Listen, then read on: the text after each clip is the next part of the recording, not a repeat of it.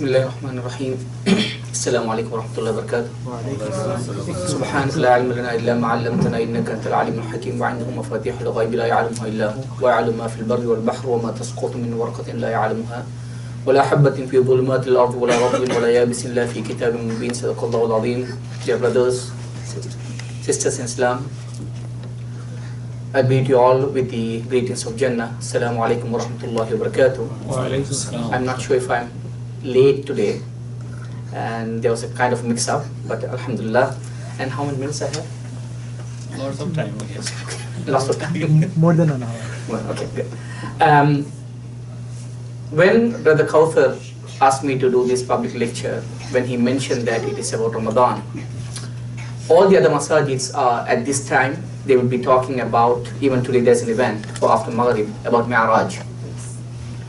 But DIC is one step ahead. Alhamdulillah. So I felt that is really good, because talking about Ramadan, remembering Ramadan, preparing ourselves for Ramadan is so important, which is in line with Sunnah of Sallallahu Alaihi Wasallam. Before Ramadan comes Sha'ban. Aisha radiallahu anha says that Sallallahu Alaihi Wasallam, Rasul Sallallahu Alaihi Wasallam will count the days in Sha'ban as if like no other months he would be counting, because he was looking forward for that Ramadan. And the moment the moon has been sighted, he will start fasting, and he will congratulate, he will give the glad tidings for his companions, saying that Atakum Shahur Ramadan al-Mubarak, the blessed, the greatest month has come upon you. And we'll talk about the virtues of that month. So in this speech, I was asked to talk about preparation of Ramadan according to Sunnah. So what I'm going to do is, inshallah, in the first part, to talk about how Sallallahu Alaihi Wasallam spent Ramadan. Because, dear brothers and sisters, Islam, regardless of how we feel, how low we feel, how discouraged we feel in a day, suddenly if somebody comes and talks about Sallallahu Alaihi Wasallam, if we hear anything about a life story of Sallallahu Alaihi Wasallam, that will motivate you to get up. Correct? Even if you are driving, if suddenly you get to hear about a song, a nasheed about Sallallahu Alaihi Wasallam, have you feel that how much it brings love towards you? I have told you many times in my khutbahs too, when I was visiting Sallallahu Alaihi Wasallam ziyarah, at that time, there was in front of me, this long lineup, there was a person in front of me. He felt like for me, he looked like a fallah. Fallah means a farmer from a remote city in a certain country. He could not speak well, but all what he said was, he kept on saying, Sallallahu Alaihi Ya Rasulullah. There was another 1 hour to go. He was in that line, he was kept on saying, Sallallahu Alaihi Ya Rasulullah, as if that he's seeing Sallallahu Alaihi Wasallam. You can't see an educated, a PhD holder, engineer or doctor saying that word. How, from where that the love of Prophet came into his heart? From where that came from that? So, when we talk about Sallallahu Alaihi Wasallam, so in my first part, I would like to talk about how Sallallahu Alaihi Wasallam prepared and welcomed Ramadan. How was his day in Ramadan? What did he do? And then inshallah I'm going to talk about 6 things which Allah promises to believers in Ramadan. That we cannot say that we don't need that. We need that. So that to instill in your heart, if you really want those 6 things in your life, prepare for Ramadan. And in the end, I'm going to draw some lessons from Sallallahu Alaihi Wasallam's life, and then to about 4 or 5 lessons from Sallallahu Alaihi Wasallam's life, how he prepared for Ramadan, and to learn how we can adjust ourselves in our day-to-day life to prepare for Ramadan. So this is how I have structured my speech. So before I go into my speech, let me ask you one quick question. What was your best memorable Ramadan? Anybody can put their hands up and then let me know. Do you remember any of the Ramadan? Now you may be in your 20s or 30s or 40s or 50s or 60s, 70s. Throughout this year, you may be some of you may be fasting for almost 50 years or 40 years or 30 years. What is the most memorable Ramadan for you? Do you remember? Was it when you are young, or was it when you got married, after you had children, or towards the later part of your life? What is it? Can somebody tell me? If you can tell me why is it memorable to you? Any Ramadan, think of one Ramadan which is so special to you, you still remember, and tell me why is that?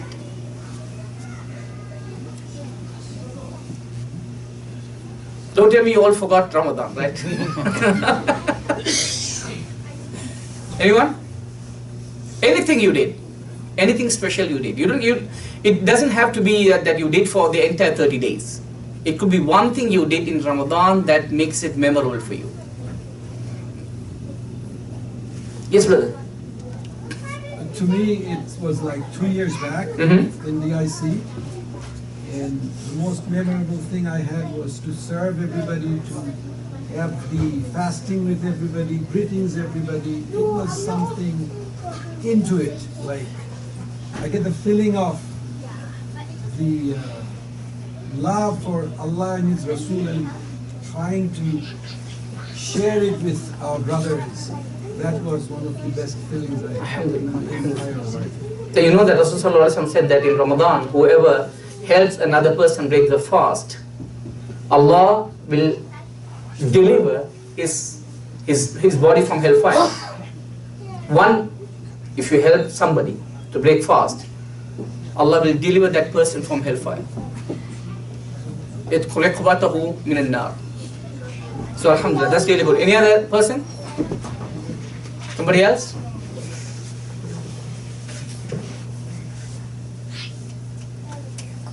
It could be that you completed 2 juzu, the two Quran, full Quran in Ramadan. One Ramadan you completed 2, more than, as in addition to the first juzu, first Quran you will complete. Or it could be something you recited, something extraordinary, or you kept for your goals, whatever it is. Anybody else?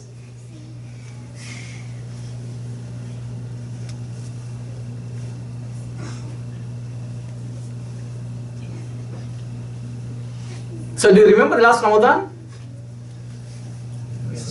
Yes, right? Yes. How many days was that fasting? 29 or 30? 30, okay, good. Was it in the summer or winter? Winter. Okay.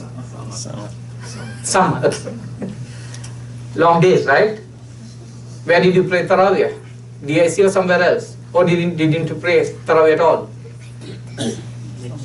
What did you eat for Sahar? Mostly rice. Mostly rice. Okay, so I mean, the point is, the reason I asked you that question is to recall your memories about Ramadan. Is one of the things we forget. After 1 year, it's been quite a long time, we forgot Ramadan. So to refresh your memories about Ramadan.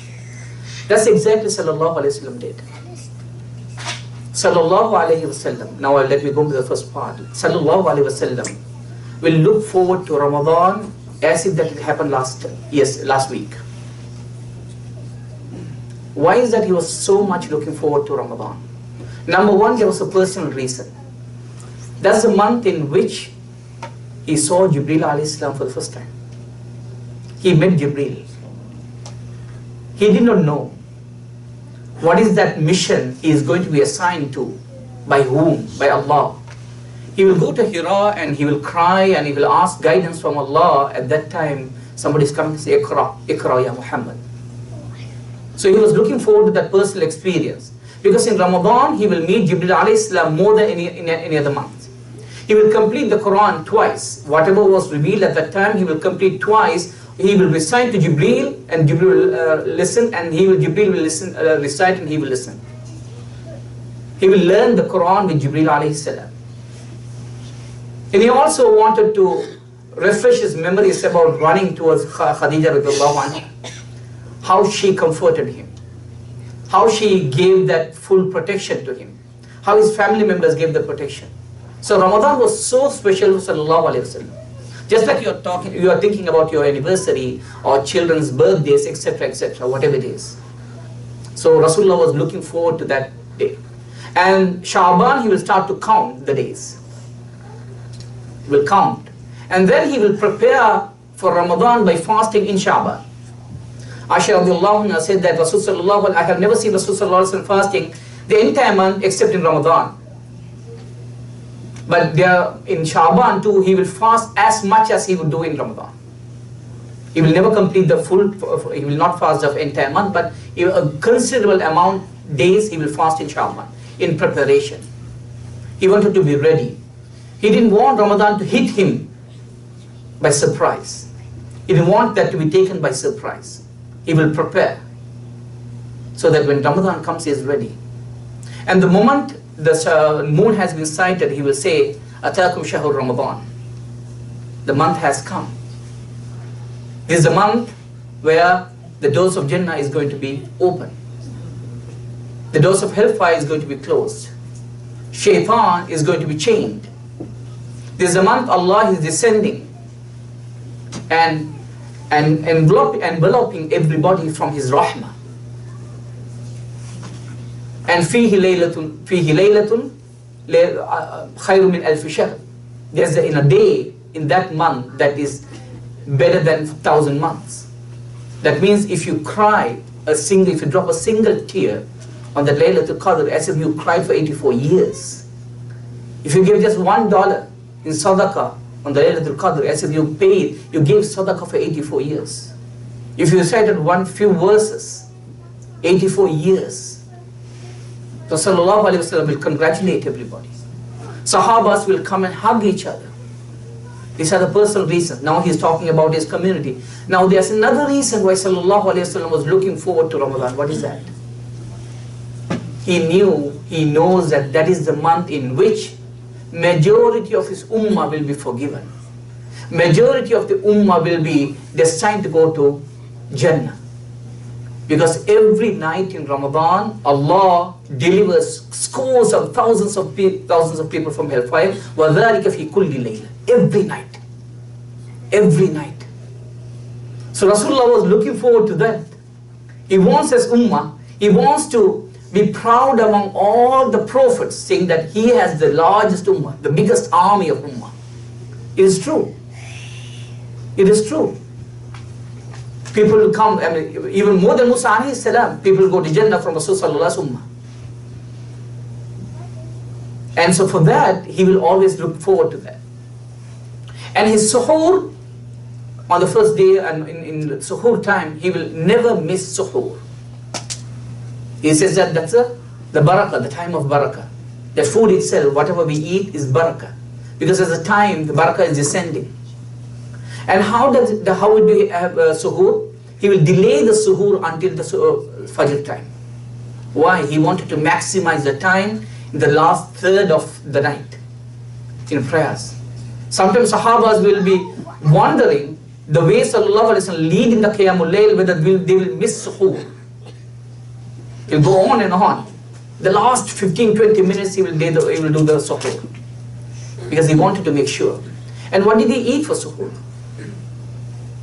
He will eat, the best form of food he ate was dates. For us, dates is only for iftar. Rasulullah ate suhoor with dates. If he doesn't have any dates at home, mostly he likes to eat fresh dates. The one with the juice stuff. If there's no fresh dates, he will eat dry dates. If it is not there, he will drink water. Rasulullah sallallahu alaihi wasallam. Then he will fast. And after fasting, he will never miss Fajr Salah in Jama'ah. He will go there. He will pray. He said that that's the time Allah's protection comes. And he will say that whoever doesn't pray Fajr Salah in Jama'ah, if Allah has taken the protection out of him, I can't guarantee. And then he will pray. After prayers, he will stay in the masjid, supplicating to Allah for guidance, for victory, for help, for support. Because he knows that's the month a lot of victories will descend upon the Ummah. All our battles happen on that, many of the battles, the big battles, Tabuk and Badr happen in Ramadan. And then later in the part of Sallallahu Alaihi Wasallam, all the biggest battles we conquered in Ramadan. We did not skip fasting. Muslims, our forefathers, our predecessors were fasting. And then they were waging jihad. They were expanding. Islam was expanding. Mostly all these victories came in Ramadan. So he will keep on asking, supplicating until the forenoon. After the forenoon, he will pray duha prayers. And then he will have a small nap. And the day, again, it will go on. He will recite the Quran a lot. He will give sadaqah. The brothers and sisters in Sallallahu Alaihi Wasallam did not live in air-conditioned homes. Masjid Nabawi at that time didn't have a roof. If there's rain or mud or anything, when Sallallahu Alaihi Wasallam will go for sujood, when he gets up, there will be mud there. Just because of mud, he won't do quick sujoods. He will stay in the sujood for a very long time. And then he will, after duha, he will go and he will consult people, or he will counsel people. He will go and meet with people, scorching heat. Iftar is the time he will fast in the iftar. The moment the Maghrib Adhan comes, Rasulullah will advise people to fast in the hasten the iftar. And before iftar, he will ask quite a lot of dua. That's a time, da'watun la turad. Allah has a time given in Ramadan, a time where your prayers will never be ignored. Everything will be accepted. And then when he goes after iftar, after Maghrib, he will go into again consults with the Sahabas and starts his Qiyamul Layl program. The long prayers. And every time he will include his family. He will wake them up and say that Allah's barakah is coming, get up and pray. And he will, in the last 10 days, he will engage, intensify his worships. He will engage in more prayers. Sallallahu Alaihi Wasallam. Why is that? Because Ramadan is so special. That's the only month which is going to determine how your entire next 11 months is going to be. فَمَنْ حُرِمَهَا وَحُرِمَ الْخَيْرُ كُلَّهُ. Whoever did not take advantage of Ramadan, he will be deprived of every single thing in his life. This is a dua Sallallahu Alaihi Wasallam asked when he was going to deliver the khutbah, and who said Ameen for that? Jibreel Alayhi Salam. The leader of the humankind is asking a dua. So it's the other way. The Jibreel Alayhi Salam is asking a dua, saying that whoever did not maximize Ramadan, let him be cursed, he will be deprived of everything. And the leader of humankind is saying Ameen. So the brothers and sisters in Islam, with this picture, think of Sallallahu Alaihi Wasallam. His sins were forgiven. It's a and his all sins have been forgiven. He's already going to go to Jannah. Allah has purified him. And according to one narration, which is not sound, but is a lot of evidence to that. And there's a peace in his heart which was taken when he was small, to purify him. It was washed with Zamzam water. Despite everything, Sallallahu Alaihi Wasallam was standing in prayers. At one point, one day, he had this sun. The sun was covered. What's it called? Khusuf. And at that time, he was Sallallahu Alaihi Wasallam praying. He prayed in sujood for so long, crying and asking dua, because he thought Allah's punishment is going to come. It's a natural phenomena. And he stood up and he asked us, Ya Allah, you promised that you will not punish my community when I am there. You will not punish my community when they are asking forgiveness. Dear brothers and sisters, how much we have taken these things for granted, right? Simple. For us, any change in the weather or anything is just a matter of discussion, that's it. It's a day as normal. But Sallallahu Alaihi Wasallam, for every single change, He was terrified. What is going to happen to my ummah? Because he knew what happened to the previous ummah. Right? So, with this, inshallah, let me move on to the second part. 6 things. Let me ask you one thing. What is it you need in your life? What is it you need badly in your life? Can somebody tell me? What is it you need badly in your life? Food, I guess. Food items. Who else? Shelter. Shelter. Who else? Something you need badly. You think about it every time. Allah's blessing. Allah's blessings. Very good. And somebody else? Jannah. Jannah. Very good. Who else? Good health also. Huh? Good health. Good health. Very good. Okay. Not bad. Not bad. I didn't hear you. Not bad. Very good. MashaAllah. What else? Peace of mind. Peace of mind. Very good. Good deeds. Good deeds. Good. So brothers and sisters, Islam, there are 6 things. Nazat. Nazat means what? Saved from hellfire. Najat, yes, Najat al-Fay, very good, mashallah. 6 things we always need in our life. We cannot say we don't need that. It's so essential to our life as Muslims, as human beings. Our entire worship, our entire creation has been revolving around those 6 things. Allah promises all 6 things in Ramadan. Every six things. Number 1, maghfiratun likulli dhanbin. Forgiveness for all your sins which you committed until that point. Be it the small sins, be it that you've beaten up somebody, be it that you were jealous about somebody, or maybe you were angry about somebody, or you thought about that person very, like demeaning way. Or be it that you committed a big crime, vile crime, which you cannot tell others, not even your wife, what you did. Be it something you created a big fitna in your community, in your family. Be it something very big that you ate from haram.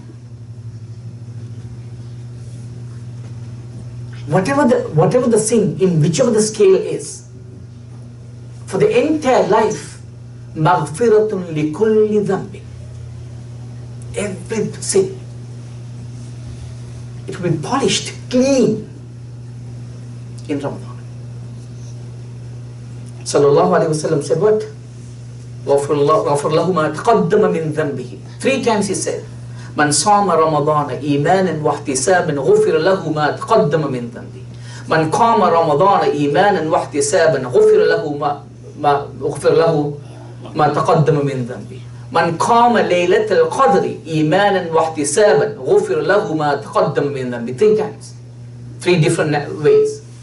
Whoever fasts the days of Ramadan, all his previous sins will be forgiven. Everything. No exception.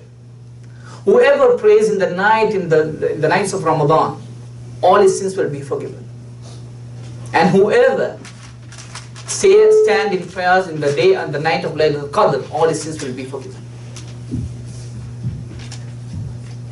Who says we don't need that? It's like a jackpot. That's a day, that's Ramadan, gives everything. Full bonus, you come, gets everything. Second, Aidkur riqabi minan nar. Deliverance from hellfire. The Rasul has a beautiful way of explaining Aidkur riqab, delivering our, saving our neck from hellfire. Riqab. Why is that?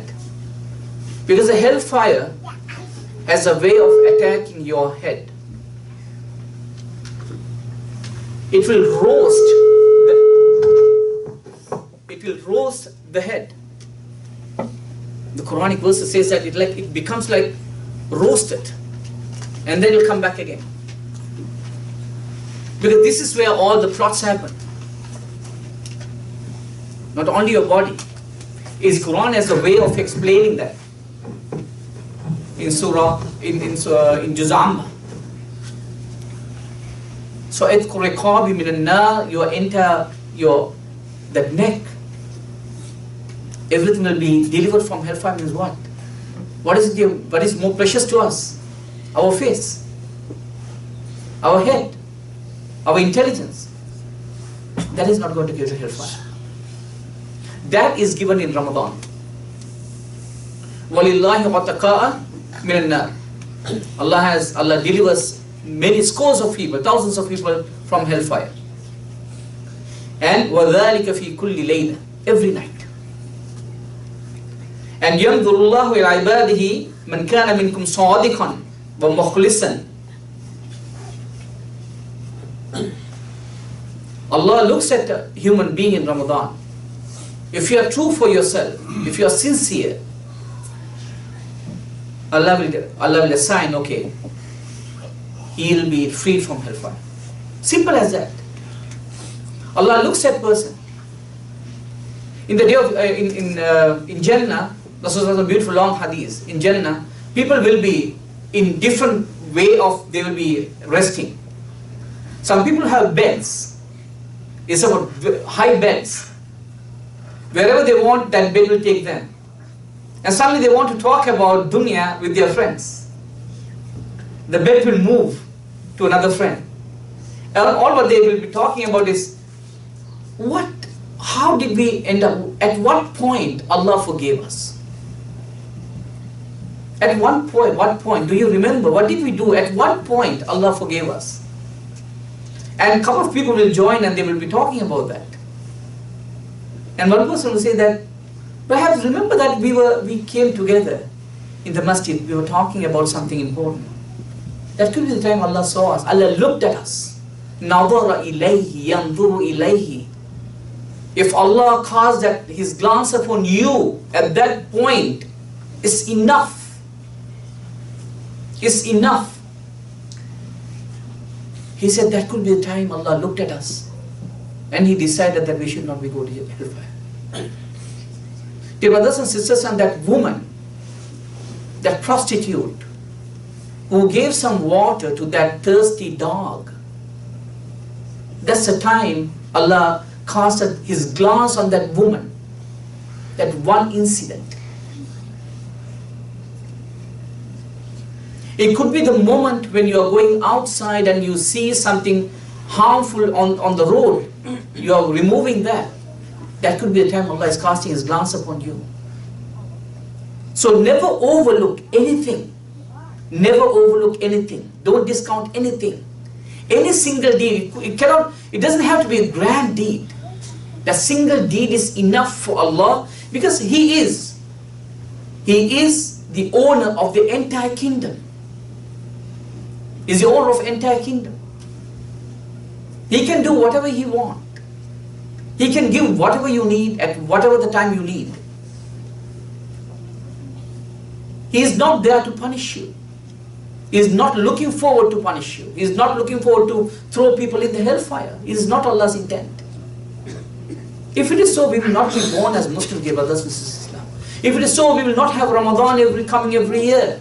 If it is so, then we will not have this kind of environments. If it is so, then we will not have massages to talk about Allah. If it is so, we will not have this kind of life where our hearts are yearning to meet Allah, where our hearts are getting motivated by the name of Sallallahu Alaihi Wasallam. If it will not happen,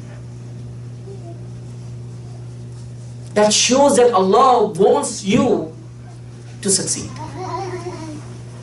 So in Ramadan, what happens? It happens when Allah's glance upon you. It could be the time you come to the masjid and see that everybody is praying Qiyamul Layl. You switch off that light so that everybody can have that experience. That would be enough for Allah. It could be that a fundraiser is going on. You don't have thousands of dollars to give, but you think about how much you can give. $5, You said, I'm going to give $5. That is enough for Allah.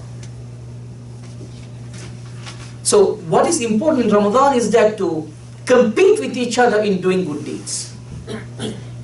So remember, every time, the moment you come to Ramadan, think about every single deed you do. Ya Allah, look at me. Ya Allah, I hope you will look at me. I hope you will cast your glance upon me. That's the second thing. We cannot say that we are not in need of.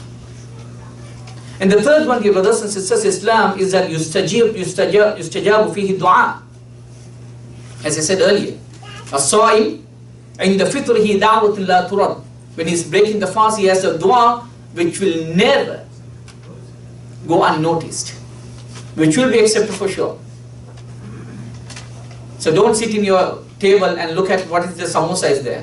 What kind of samosa? Think about what is the dua you're asking. To whom are you asking?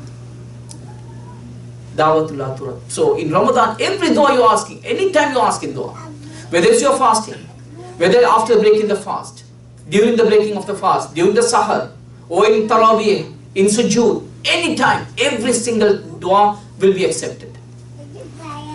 Either Allah will give you right away what you're asking, or Allah will prevent a big harm from befalling upon you because of your dua, or Allah will save everything in the day of judgment. You will go to, Ya Allah, I didn't do so much good deeds. How come you have so much good deeds written upon me? Didn't you ask dua for me? Didn't you ask dua for every single thing? When you come out of the house, when you want to go to the masjid, there's no, you asking dua, Ya Allah, hope the weather will be good for me to walk into the masjid. That dua itself is enough. Maybe the snow will not stop. Allah did not give what you asked, but He saved that. Rahman. He is Rahman. Dear brothers and sisters, Islam, so think about in Ramadan, every dua, whatever the dua you want to ask from yaqeen. It could be something you think that, you see, you don't know the future. We don't know the future. Why sometimes we don't ask dua? We think that, is it possible? Because we think from our own capacity, our personal capacity, current capacity. But Allah knows your future. If you ask, Ya Allah, I want to become this so and so. I want my son to become so and so, my daughter to become so and so. I want all my debts to be paid off by end of this year. 12 months, how much am I salary? No way. Because that's our human thinking, right? We think, how can I pay off my OSEP loan? How can I pay off my mortgage? If for 30 years, and how could it possibly? So because of that, we don't ask. When we ask, we are asking with a doubt. But Allah knows your future. Allah knows 12 months ahead of you. When we ask from conviction, Allah makes us to fulfill that. Allah creates fulfilling situations, circumstances for us. And number 4, okay, do you remember all 3? What is the first one? Forgiveness. Forgiveness, very good. Number 2, forgiveness from all sins, not just forgive, every single thing. What's the second one? Deliverance from hellfire, very good. And the third one? That's easy. Rahmat. No, the dua. They ask acceptance of dua. Okay. And the third one? Fourth one, sorry. Fourth one, mashallah. Fourth one is the kunuzu mil hasanat. This again is specifically for Ramadan. It's like a treasure trove of good deeds, rewards. Treasure trove. It's a treasure. You know, we read about stories. Suddenly we go into a cave and suddenly we see all sort of treasures in one place. Ramadan is like that. If you do a single deed, you kissed your daughter's forehead. A single deed. In Ramadan, it will be like you did a farb. A khisal is equal kaman kana adda faridatan fi ghayrihi or fi sibahu. Kissing the forehead, giving something to her, helping your wife. These are some regular things we do. But in Ramadan, when you do that, it will be like you are doing a farb. And if you do a farb, what will happen to your farb? It will be as if you did 70 fara'id in other months. 70. And in another hadith, 72, 700,000. This is only for your amal. Only for your amal. It's not for Ramadan though. Kunuzum min al-hasanat, the number 4 is that all the good deeds you do in Ramadan except the fasting itself. For fasting itself, it is, we cannot fathom. That's why Allah says, Sawmu li wa ana ajzi bihi. There's no count for Ramadan, fasting. One day of fasting, there's no count. That is, he says, he is fasting for me, I will give the reward. This is separate from that fasting itself. All your deeds, just deeds. Getting off of prayers, doing the Fajr, reciting the Quran. One verse, one harf is already equal to 70 or 700,000. It depends on your intention. So kunuzum min al-hasanat. So in Ramadan, the more you do, the extraordinary you will get. And number 5 is Laylatul Qadr. That is a special gift given to this ummah. When one of the Sahabis came and asked, Ya Rasulullah, when Sallallahu Alaihi Wasallam asked that my ummah is going to live for how many years? Maximum 80-90 years. But the previous prophets, ummah, they lived for how many years? Nuh alayhi salam himself lived for 950 years. How much ibadah, worship he can do compared to us? And there was one person, one follower from a previous prophet, he fought in jihad itself for 500 years. How can we even compare? At that time, Sallallahu Alaihi Wasallam said about Laylatul Qadr. Allah gave the Laylatul Qadr because in a shorter period of time we can maximize everything. That's the beauty of our ummah, our people. We are weak compared to them. We have shorter time lifespan compared to them. But the work we do have multitude of effects. Multitude multiplies over and over. So dear brothers and sisters, Islam, and as I said, Laylatul Qadr, only the person who is a shaqi means that he is a depraved one, will miss that opportunity. And number 6, the last one, Farhatullahi li'ibadihi. Allah is pleased with you. Allah is happy about you. Allah will say to His angels, Ya malaikati, unzur ila ibadi, look at my servants. Look at my servant. Taraka ta'amahu wa sharabahu wa shahwatahu min ajli. Look at my servant. He escaped his meal, his hunger, and his thirst, and his sexual desires. Min ajli. Because of whom? For me. In Ramadan, Allah is looking at you, each of you, and is telling, this person is not eating because of me, is not drinking because of me, is not going to his wife, or the wife is not going to her husband because of me. If you look at a sister, he said, this woman, my servant, she is not doing this because of me.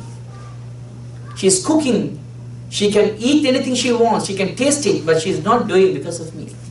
She is preventing everything because of me. She has anger sometimes, and brothers, he has anger, but they all control everything because of me. Ya malaikati ushhidukum anni qad ghafartu lahum. Ushhidukum anni qad ghafartu li'ibadi. O my angels, I swear in front of you, I have forgiven all of them. I have forgiven all of them. So these are the 6. Do you think that we can get all these 6 things in 1 month? No. Never. So this is the month, your brothers and sisters, and you have to prepare well and plan out how you are going to maximize this month. Inshallah, exactly within 5 weeks, according to North American ISNA, it's not ISNA, the FCNA, Fiqh Council of North America, it will be May 6th. So it's exactly 5 weeks now, right? So think about how you are going to maximize it right now. Plan for it. Dear brothers and sisters in Islam, let me, based on what we learned about Sallallahu Alaihi Wasallam's life, let me quickly draw 4 lessons, and then we will use it to plan out our days. It could be something because it could be related to some of the mistakes we do in Ramadan. I will quickly go over because we don't have a lot of time. Okay, great. One is, when you look at Sallallahu Alaihi Wasallam's, the way he spent Ramadan, there are 4 lessons. There are many lessons. I have taken only 4, which is relevant to us. Number 1, simplicity. Very simple. His iftar was not grand. His suhoor was not grand. Right? Very simplicity. Second, purposeful. He knew Ramadan is coming. He will prepare for that. He will go into Ramadan with a clear purpose. He knew what he is going to ask from Allah. He knew how he is going to spend the Ramadan. His entire day is planned. Entire 30 days is planned. Third one is that hard work. He is active and hard work. He was not slacking off. Sallallahu Alaihi Wasallam. He was not lazy. Why? Because they waged war in jihad. For us, going and working for 8 hours is hard. Going from here to East York to downtown is hard. Jihad in the scorching heat. You know, jihad is not 8 hours jihad, right? You know that. It will go on for days sometimes. Oh yes, yeah, the day of time, break time, 12 o'clock we'll finish the jihad and then we'll come back after break, 1 hour, no. And the fourth one is inclusive approach. Every time in Ramadan, he always cared for his ummah and for his family. They were part of that. He did not go on his own to pray Qiyam. He did not go on his own to do jihad. He woke his families, his wives, because he wanted them to experience the same like he is doing in Ramadan. He knows that Ramadan is, a person cannot live without it. Cannot just let it pass. This is the day of judgment. The husband is not going to Allah and say, you know, because of me, my wife could not do all the ibadah. So based on these 4 principles we learn from Sallallahu Alaihi Wasallam's life, let me quickly think about our own Ramadan. How we are going to plan. Number 1 is the simplicity.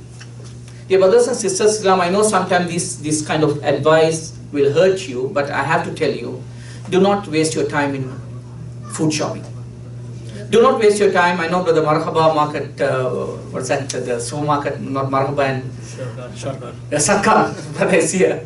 So don't spend your time, a lot of time in Sarkar, in Ramadan. I'm sorry. Is that what I'm saying? Is that plan out. Go before Ramadan, stock it up.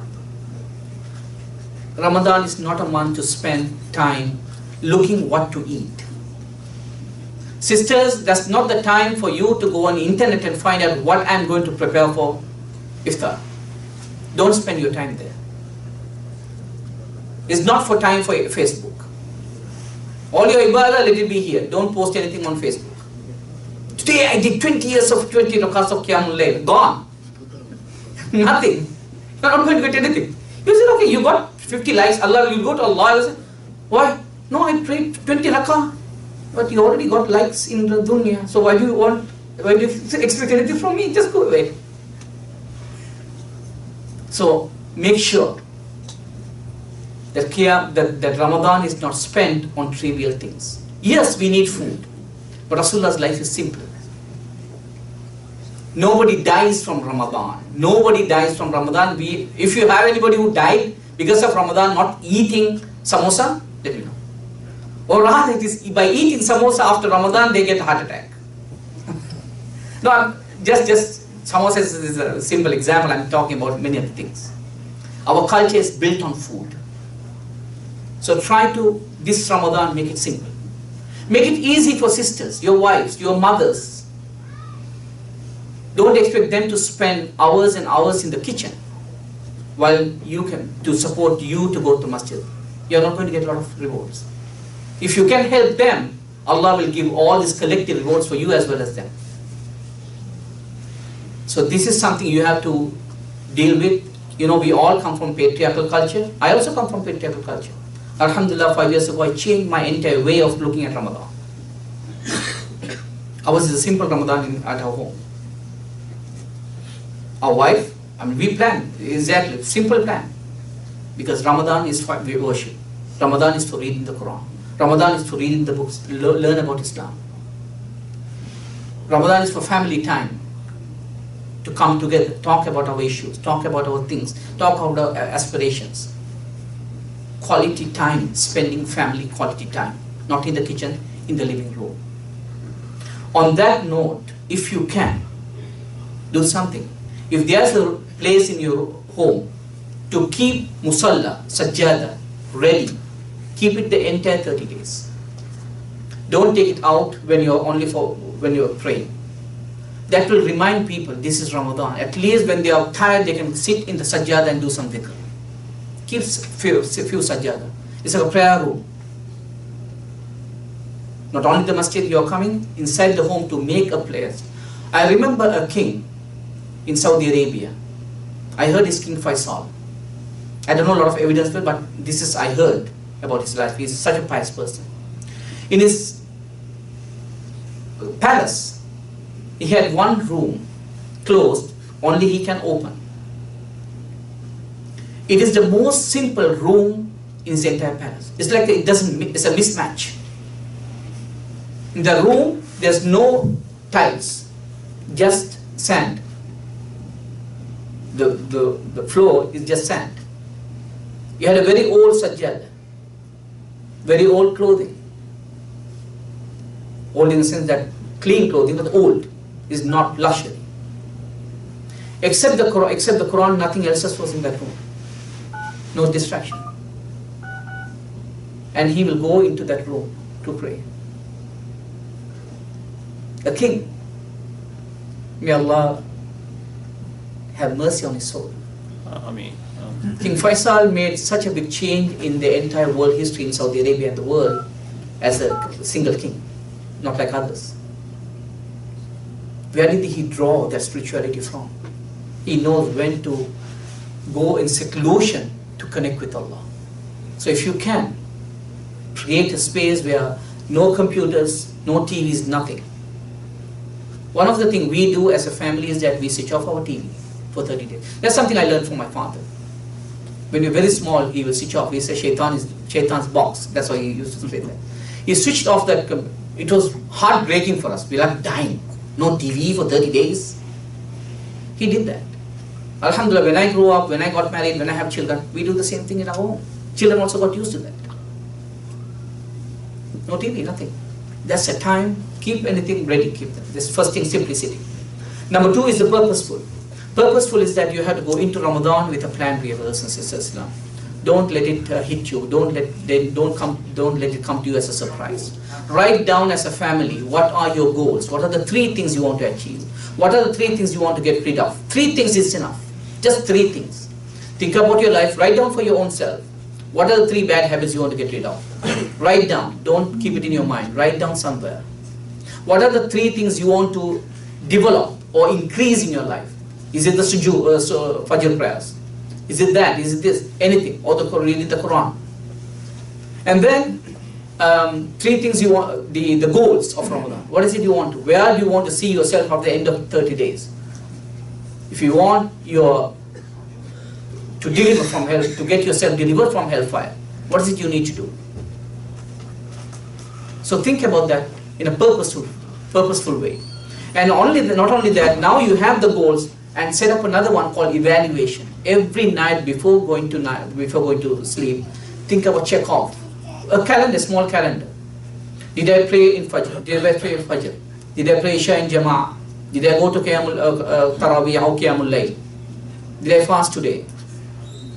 Did I keep my iftar simple? Did I keep my sahar simple? Did I yell at my children? Or did I ask my wife, did I give a lot of work for my wife? Or why did I make my husband's life very difficult today? By demanding something, asking him to go to shopping. So all these things, just write down everything you are happening and then check off. It's not going to be a perfect one. It's not going to be perfect. You'll check off and sometimes process too. Did my eyes fast? Important. Did my eyes fast? That means in summer, things are happening around you. Is my eyes fasting? People, when they see me, do they know that I am fasting? Because my eyes are always lowered. Did my ears fast? Was I listening to anything which I should not be listening in Ramadan, except Quran and good things? Did my hands fast? Was I forceful? Did I hit somebody? Did my legs fast? Did I go and walk with my legs to anywhere which I'm not supposed to? So everything, just write down everything. If you like, I can share, because we do that. In our family, we do that. I have been doing that ever since I was in the university. So alhamdulillah, I continue. So that is something which you can do. In the end, towards the last 10 days, you will feel alhamdulillah you are progressing. You will get most checks, marks. That shows that you are purposeful in Ramadan. You have a purpose of going to Ramadan. Every single thing, Allah will remember that. Every single check mark, Allah is going to reward you as fard. Or else, what we can do is from DIC, we can develop a timetable like that, evaluation, share with all of you. And we will keep some blank spaces, because some things are specific to you. You can write down things on your own. What are things you want to develop? What are things you want to track? And Rasulullah was hard-working and active. So make sure that you are very active. If you want to have a sleep, have a sleep. Have a nap at one point so that you will get your energy back. And healthy eating, doing some light exercise, everything. Keep Ramadan. Don't start Ramadan with a bang on the first 2-3 days and then go all the way until. Don't let it happen. See that how you can continue. Rasulullah says, "Ahabul amali adwamuha wa in qal." The best deed for Allah is the one which is done consistently, even though they are small. If you can't stay for 20 rakah, whatever it is you can continue to do that. One day 36 rakah and suddenly it drops to 4 and then 2 and then 0. Don't let it happen, just consistently. So hard work and active. Always show yourself as active. And finally, inclusive approach I already mentioned. Make sure whatever you do, your family is involved, your children are involved. Talk to them about Ramadan. Instill the love you have for Ramadan in your children. Your brothers and sisters, don't take it very, very seriously. I hear a lot of complaints from parents talking about their children. When you die, nobody is there to guide them. If you want your legacy to continue, train your children. Talk to them. Whether they listen or not, talk to them. Good words will never go unnoticed. They will never go waste. Keep on talking. I remember this small, simple lesson. When my son was very small, we were in Bahrain. I wanted to enroll him in a school, Islamic school. So myself and my wife went. I could not go because they were all teachers. So I was waiting outside. My wife went inside and children were playing. And the Quran was being recited in the radio, in the tape. You know, they had the tapes those days. Yes, I'm that old. I have seen the tapes. So when it was playing, my wife has asked that, okay, the Quran is being recited, nobody is listening. And for that, the teacher, the principal has said, because we want Quran to go into their hearts and minds. Although they are doing everything, they are working. In the background, Quran will always, good words will always go. Do not think, if you're talking about good things, your son is not listening, your daughter is not listening, your wife is not listening, or wife will go talking about good things, your husband is not listening. Never. Every good deed will come to your heart. Our entire environment will be shahid. At least those will come and say, this person said these good deeds, good advice. So that will go into their heart. So dear brothers and sisters, these are the 4 things. One is simplicity. And the second one is that purposeful, have a plan. Fourth one is hard work and active. And the fourth one is inclusive approach. And I believe within 5 minutes I'm going to finish. And I will end this with one of the beautiful hadiths I heard from Sallallahu Alaihi Wasallam. Sallallahu Alaihi Wasallam said, Allah gives 5 things to people who are fasting. Number 1 is that in the beginning of the Ramadan, the first day of Ramadan, Allah is looking at His servants. Yanzurullahu ala ibadihi. Whoever Allah looks, Allah will never punish them with hellfire. Your body has become holy. When Allah looks at you with the look of mercy, Nadhru Rahma, when Allah looks at you with the look of mercy, then the hellfire will never touch you. This happens on the first day of Ramadan. Number 2 is that Allah asks His angels to ask forgiveness for you. Allah says to the angels, ask forgiveness to my servants who are fasting. Number 3, that the smell comes from your mouth during fasting is so dear to Allah than musk. That shows that He appreciates that you are not eating. You are hungry for Him. So He want to show that love towards you. Say that you may be, when you talk, somebody may be turning their face away, but for me, I like that smell. Allah says that to you. Number 4, dear brothers and sisters in Islam, Jannah is beautifying itself from last Ramadan to until this Ramadan for you, expecting you. Jannah is beautifying itself. And Allah will say to Jannah, أوشكوا فقد أوشكوا أحبائي أن تركوا واستراحوا. That means that my servants are getting ready to drop the dunya and to come to relax within you. That's a relax. That's the actual rest. So Allah says to Jannah, be ready. My servants are getting ready to drop everything, to leave the dunya behind. And finally, for all the hard work, they want to come and have relax. That relaxation, so be ready. So Jannah will always beautifying itself to you in Ramadan. And the final one is beautiful, dear brothers and sisters in Islam. And on the last day of Ramadan, Allah looks at you again, is ibad, with the nadhara of rahmah, with the merciful look. And whoever Allah sees with that mercy of rahmah, his body will not be touched by hellfire. And one of the Sahabis asked, Ya Rasulullah, but didn't it happen now already? Didn't it happen in the first day of Ramadan? Yes. Then he asked, is that for the Laylatul Qadr? Because it's in the end. I said, no, Laylatul Qadr is completely separate. Then why? Why it happens again? Then Rasulullah said that, isn't people when they finish working, shouldn't that be given reward, paid their salaries? Who is best equipped to give the best reward for people who have put in their hard work? Rasulullah said that when you put in all the hard work for 30 days, Allah is again looking at you. Allah is again looking at you with the nadhara of mercy, so that hellfire will not touch you. Yeah, brothers and sisters, Islam, with this I will end. I will ask one quick question. Does anybody think, after hearing this, you are going to go to hellfire? No. Be confident. Ramadan is the month for victory. It comes to deliver you from hellfire. It comes to give you everything. May Allah help us to be in the Jannatul Firdaus al-A'la because of Ramadan. May Allah help us to be near Sallallahu Alaihi Wasallam. May Allah help us to talk with all the Sahabas we love.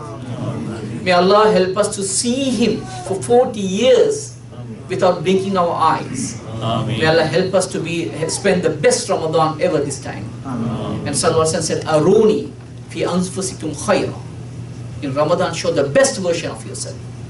It is your niyyah. It is your niyyah. Sallallahu Alaihi Wasallam said that Allah destined people who will die in that year. So when I die, I like to die while I'm fasting, so that He wanted to fast. So Allah it could be my life, it could be any of your life. We may not see another Ramadan. So may Allah help us and ask dua from Allah, plan for it, and if you need any help, inshallah with DIC I'll be happy to work and whatever we can share and to make your Ramadan a beautiful, memorable one, so that next year inshallah if I'm alive and come and talk and ask, what is the best Ramadan, you have to tell that this is the last Ramadan. Don't say that you forgot. Okay? Inshallah.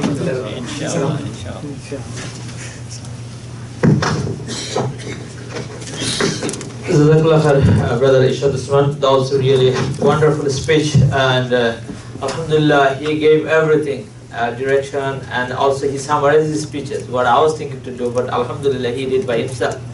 So a few things, just we will have some announcement, also we're going to have a question and answer period.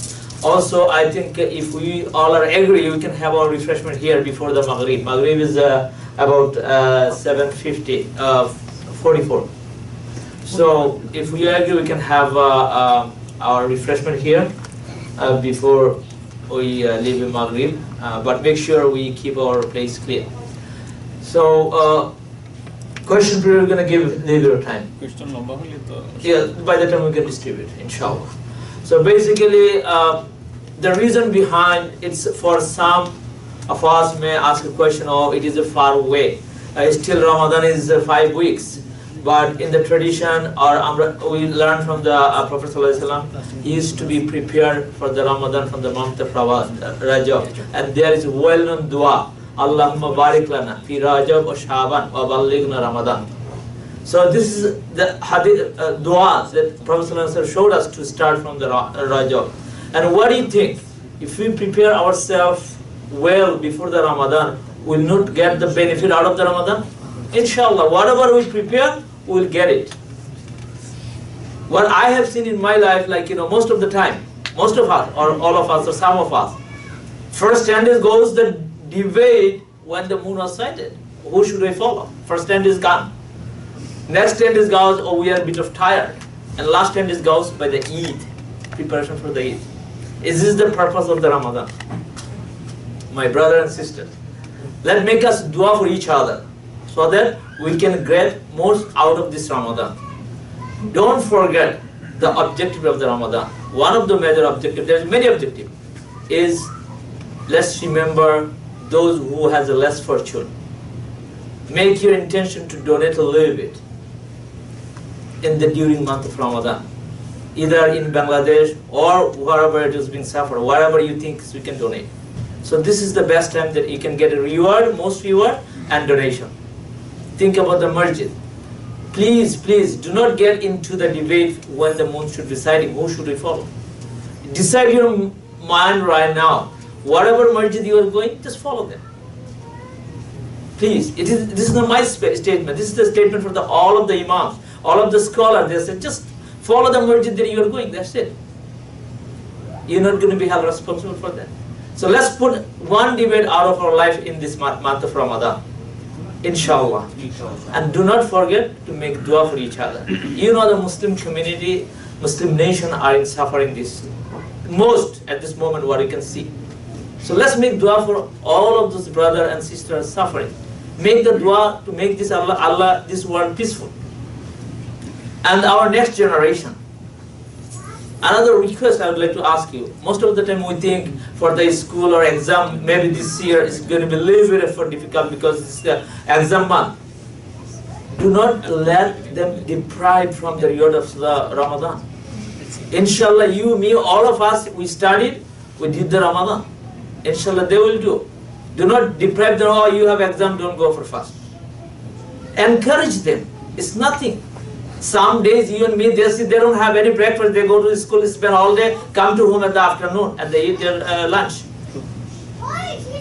They don't get bothered. So encourage them, show them the importance of the Ramadan. If you do not do that right now, they will take something else. They will grow up like that, oh, this is not that important. So make this Ramadan important for us and our generation, so that they will hold the deen of Islam for us. And may Allah get a reward out of this today's lecture. Let's make a commitment, let's make a promise that inshallah we'll do this Ramadan very different, very exceptional, and get most out of it, inshallah.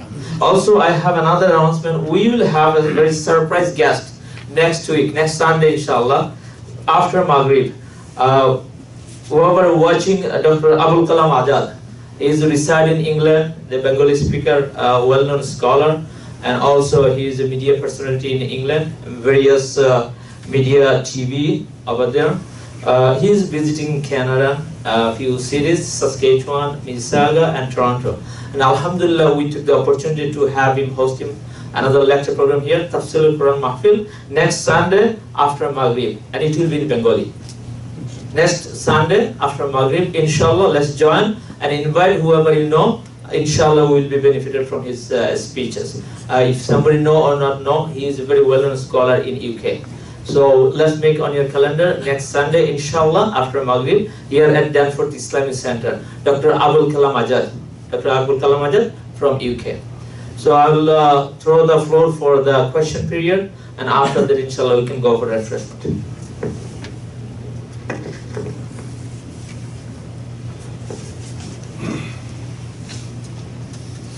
Yes, brother. Two questions. What is the difference of Shab Barat and Shab Qadr? Number one. Number two, some people, when they finish 8 rakat Taraweeh, they go out the mosque.